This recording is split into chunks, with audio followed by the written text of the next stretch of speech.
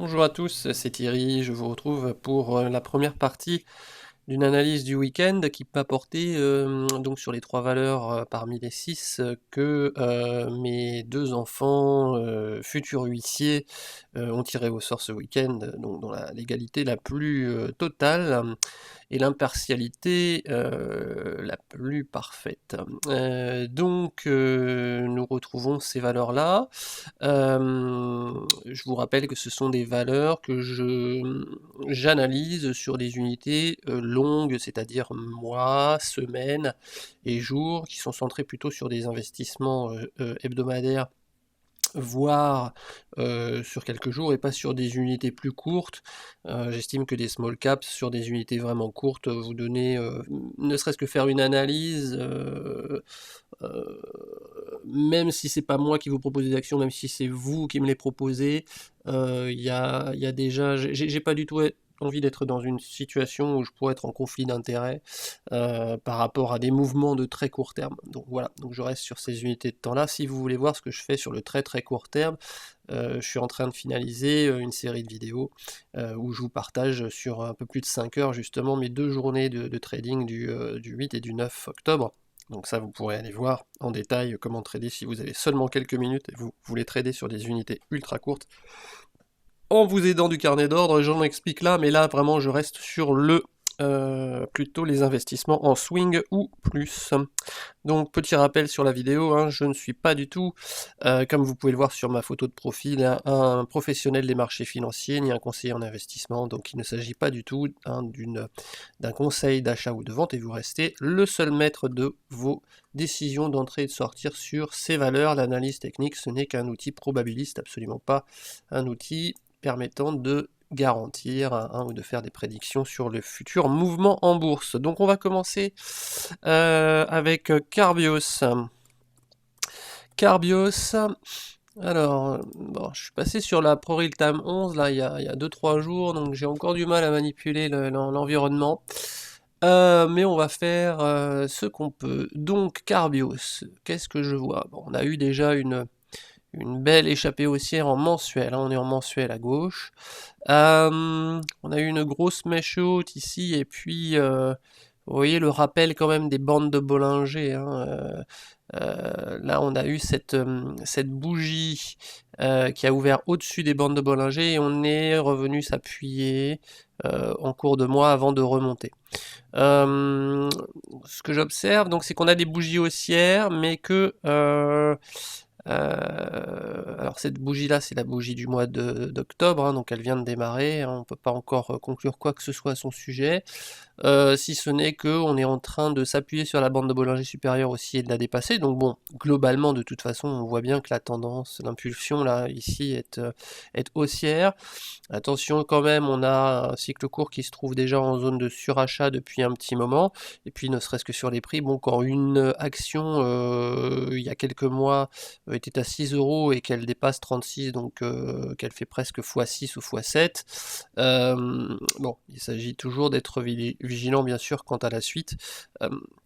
Ce qui me marque moi sur cette hausse, c'est qu'on a très peu de moyens de s'appuyer sur des supports intermédiaires. Avec le MA15 est ici, la moyenne mobile 20 périodes est là, et on est parti tellement vite qu'on a largué tous les supports de type moyenne mobile, etc. Et donc, évidemment, on est toujours vulnérable à un retournement des cours. Donc attention, lorsqu'on s'envole comme ça sur une unité de temps, attention au retournement, hein, c'est le principe du trend following, on laisse monter tant que ça monte, mais surtout on est capable de couper assez vite sur les unités de temps inférieures. Sur l'unité semaine, bon bah on a une résistance ici, vous voyez qu'on a une mèche haute d'exagération très forte là, et on est redescendu rapidement de 40 à 30 €, et ensuite, au-delà de ça, on a eu deux autres mèches hautes ici au niveau des 34. Donc les 34, graphiquement par rapport au prix, bien sûr, c'est la résistance horizontale immédiate à dépasser. Alors ici, on est un peu mieux au niveau des moyennes mobiles 20 périodes, et puis des Bollinger, parce que tant au niveau mensuel, ici, vous voyez, on est encore en plus en phase en phase de divergence, donc ça veut dire que les Bollinger ne vont pas dans le même sens. La Bollinger inférieure descend, la Bollinger supérieure monte, et ça, eh bien, sur 4 ou 5 bougies, ça peut être le signe non pas d'une tendance qui va durer longtemps, mais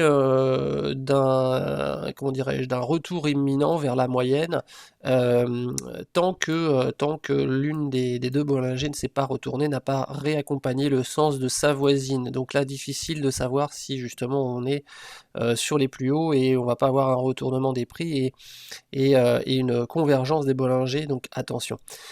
Ici, par contre, sur la moyenne mobile 20 périodes, elle est haussière, les Bollinger aussi sont haussières ici, donc pour l'instant, la tendance est haussière, on a une belle tendance haussière avec le soutien immédiat qui est la moyenne mobile 20 périodes, et même avant cela, moi j'utilise beaucoup donc la moyenne mobile exponentielle 15 périodes qui sert dans beaucoup de configs comme premier support et premier objectif, et également de retracement baissier lorsqu'on a une tendance haussière comme ça. Alors ce qui me plaît dans Carbios là, c'est que pour l'instant, vous voyez, regardez, moi j'utilise les puissances cycles en fait de Gilles Leclerc, qui est un trader en compte propre aussi, qui a officié longtemps sur ProAT, et qui maintenant publie sur la bourse au quotidien le vendredi, souvent peut-être aussi même sur d'autres jours de la semaine, enfin bref. Et donc sur sa puissance cycle, en fait on compare l'évolution des prix par rapport à l'évolution des cycles.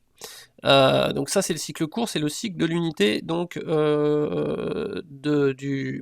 la fenêtre, donc l'unité hebdomadaire, et vous voyez que le cycle court passe de la zone de surachat à la zone de survente, tandis que les prix continuent de monter. Donc ça, en général, c'est un signe de force et de continuation de la tendance, à condition que, et à partir du moment où le cycle court ici resynchronise, repart à la hausse et réenclenche son cycle haussier vers la zone de surachat. Donc attention, ça n'est pas encore le cas malgré tout, et on pourrait avoir une mauvaise surprise aussi à un retournement baissier du cycle long. Vous voyez, donc attention, mais pour l'instant en tout cas, ce que je vois là, ça va plutôt dans le sens de la poursuite de la tendance haussière, même si on a une résistance ici, parce que les prix latéralisent dans un cycle où normalement ils auraient dû consolider et comment dirais-je, rattraper une partie de la hausse de cette vague-ci. Voilà, la vague qui s'arrête justement à la mèche haute ici, vous voyez qu'on est descendu là, et puis on est déjà presque au plus haut, alors que le cycle court est redescendu en zone de survente. Donc ça c'est pas mal du tout. Vous voyez aussi sur la MACD qu'elle commence à vouloir se retourner un petit peu à la hausse, donc on va suivre ça de près, on va regarder. Si on a un croisement haussier ici, ça validerait la poursuite de la hausse. Pour moi, c'est une valeur trend following, c'est-à-dire que on met des garde-fous en termes de stop loss et on laisse monter tant que ça continue de monter, mais en étant très vigilant.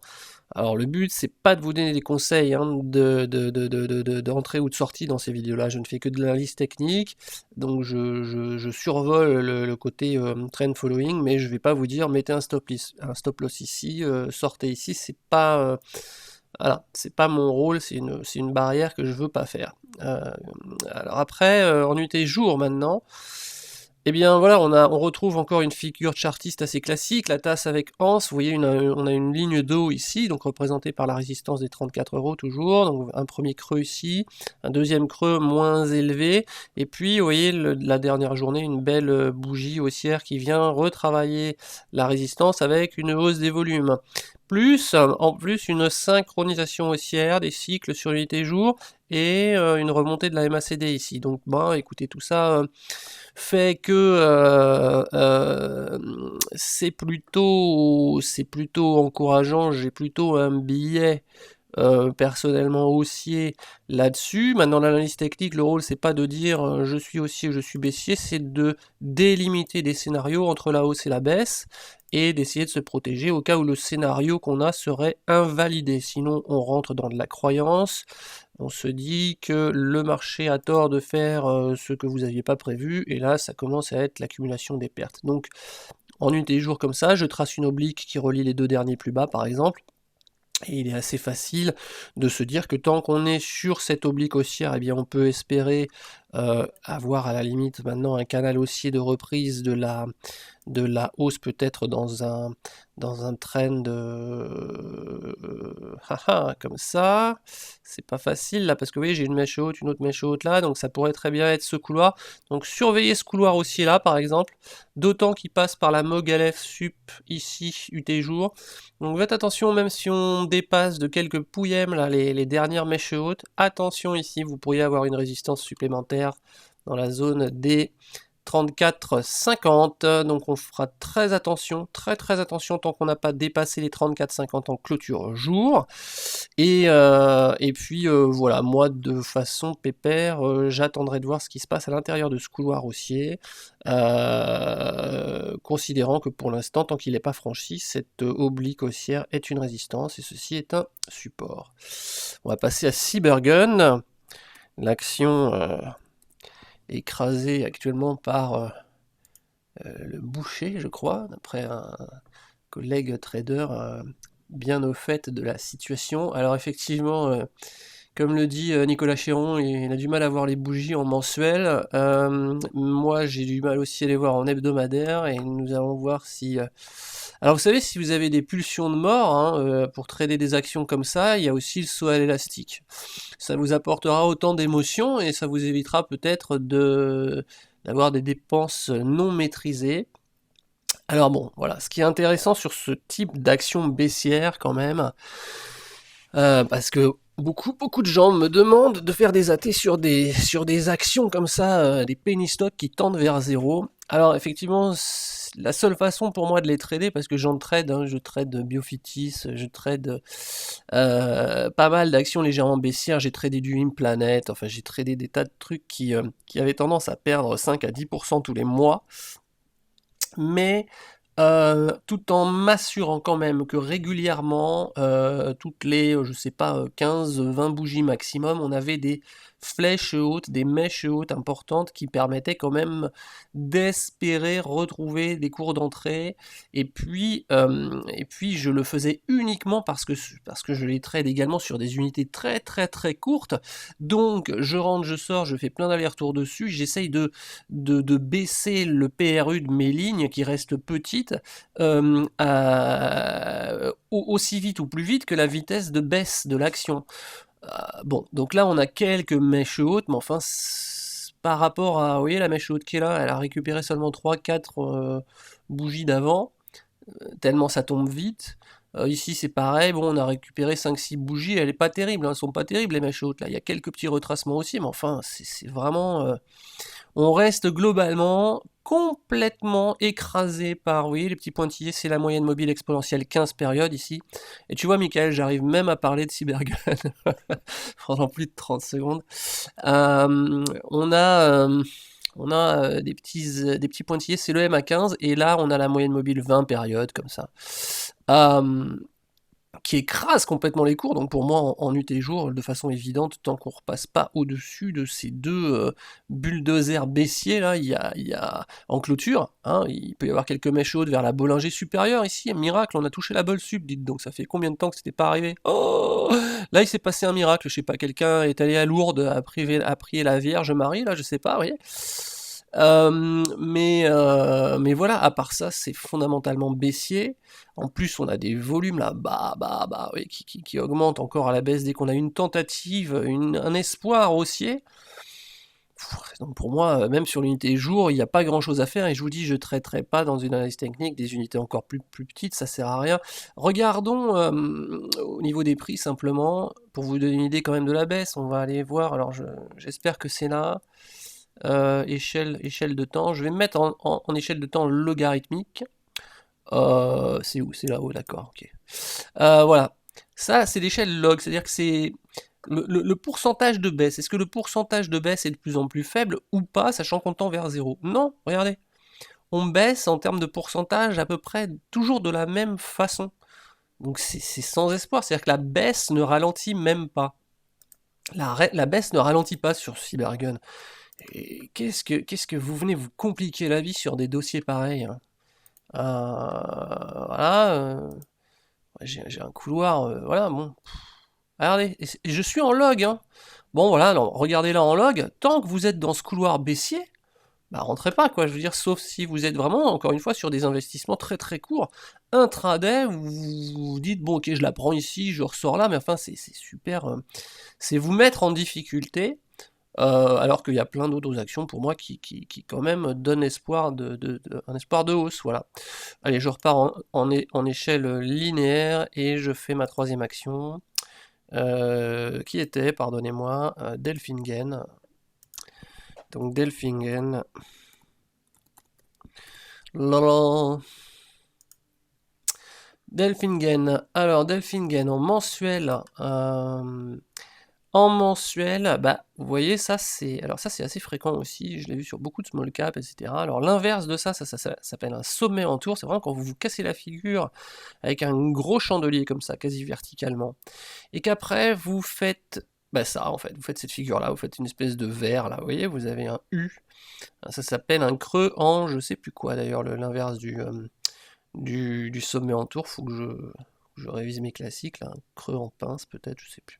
Enfin bref, c'est le contraire, donc on tombe, et là, horizontalement, des petits corps, des petites bougies comme ça, mais qui restent vraiment horizontales, ça descend pas, ça monte pas, et là on a un nouveau chandelier aussi qui ressurgit, donc ça c'est, quand vous avez cette première partie-là, eh bien, vous pouvez anticiper souvent une sortie haussière violente également, voilà, moi je le fais souvent, et dans les deux sens, pour rien vous cacher.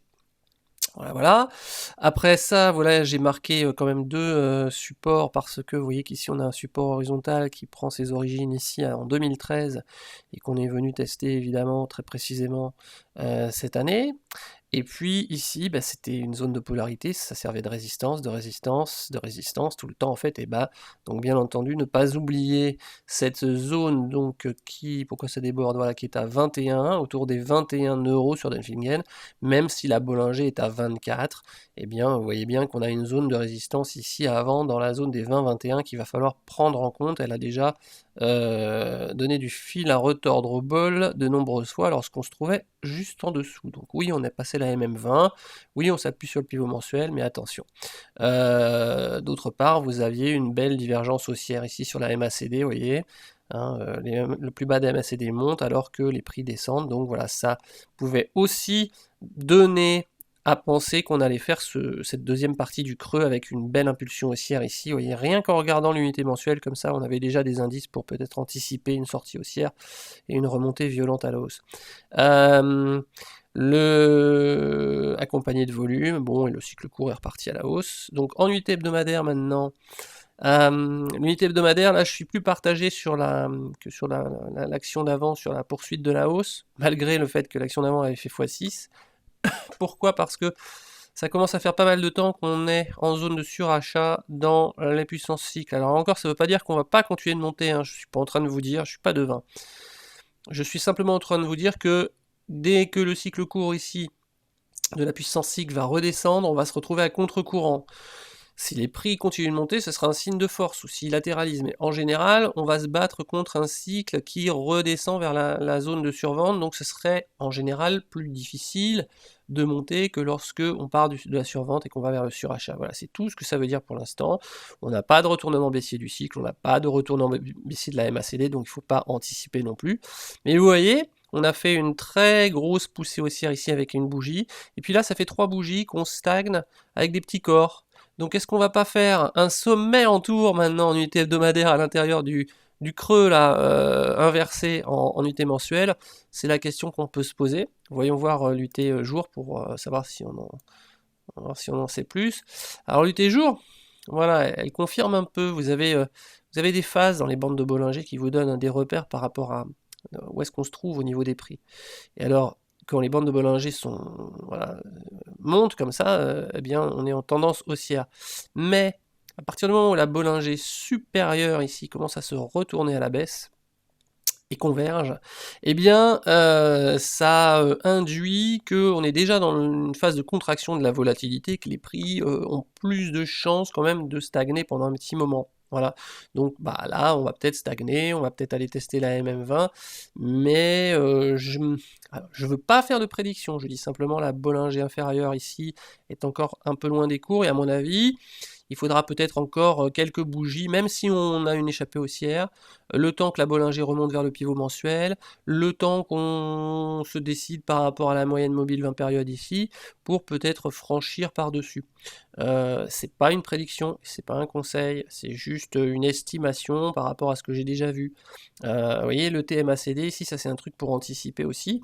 Quand le TMACD monte comme ça et fait un nouveau plus haut, moi sur mon chart, et qui commence à retourner à la baisse, et qu'on est toujours en phase synchrone haussière des Bollinger, eh ben, ça anticipe le retournement baissier de la Bollinger supérieure ici, quelques bougies après, 4 ou 5 bougies après.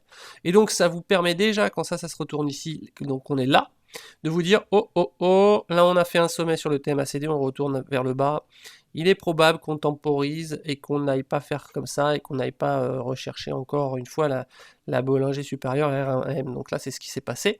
Donc évidemment le support là, c'est la moyenne mobile 20 périodes.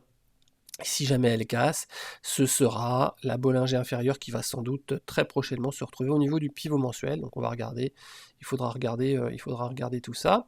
Et là je suis passé en UT jour, c'est UT jour ça. J'ai fait des bêtises avec mon environnement. Je n'ai pas parlé de l'unité semaine. Voilà, l'unité semaine, elle était là. Donc l'unité semaine, qu'est-ce qu'elle nous dit? L'unité semaine, ben voilà, on diverge là, vous voyez, au niveau des Bollinger. Donc on n'a pas encore décidé du sens. On n'est pas encore en tendance haussière sur l'unité hebdomadaire. On a fait une échappée haussière, mais les Bollinger divergent. Donc pour qu'on soit en tendance haussière et qu'on continue la hausse, il faut déjà que la Bollinger inférieure ici se retourne à la hausse et suive le sens de la Bollinger supérieure. Auquel cas, la moyenne mobile 20 périodes devient généralement un bon support. Le MA15 également aussi juste avant.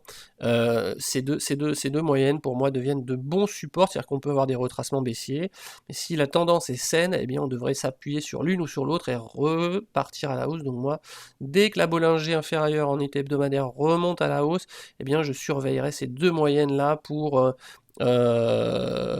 arbitrer mes positions sur ce type de valeur. Voilà pour les 3 premières valeurs, je vous souhaite un excellent week-end, je vous retrouve bientôt pour la suite.